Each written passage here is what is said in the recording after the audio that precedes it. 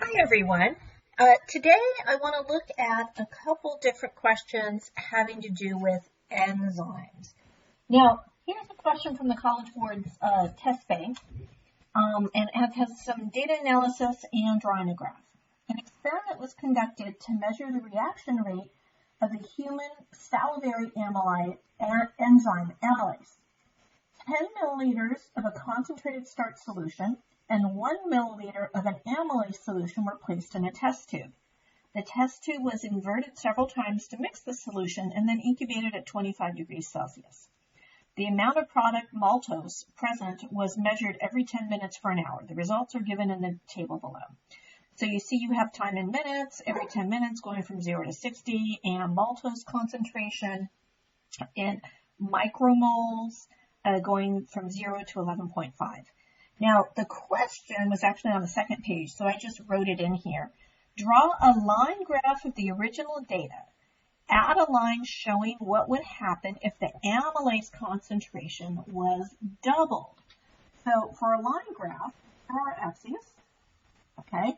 And remember, the independent variable usually goes on the x-axis, and the dependent variable usually goes on the y. And here, the independent variable or manipulated variable is time. So we're going to put time on the x-axis. Don't forget to put your units. No units on your graph, no credit. The dependent or responding variable is whatever you're measuring. And the dependent variable here is maltose concentration. Again, don't forget to put your units, micromoles.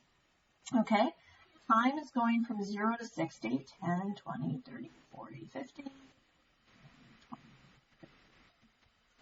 50 minutes on our x-axis.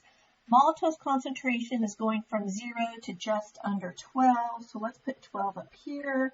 That means 6 would be about here, 3 would be about here, and 9 would be about there.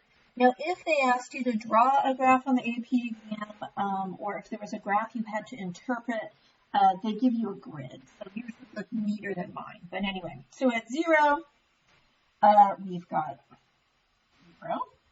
At 10, we have 5.1, so that would probably be about here somewhere. At 20, we have 8.6. At 30, we have 10.4. At 40, 11.1. At 50, 11.2. And at 60, 11.5. So we've got a line graph going up like this, and it looks like the amount of product from the enzyme catalyzed reaction, the maltose, kind of tops out at about 60 minutes. Now, in the second part of the question, they're asking you to draw a line showing what would happen if the amylase concentration was doubled. Now think about that for a minute. Okay. Amylase is what in this reaction? Is it the reactant, the enzyme, or the product? Amylase ends in ASE. That is the enzyme. And what happens to the rate of enzyme catalyzed reactions when we double the amount of enzyme?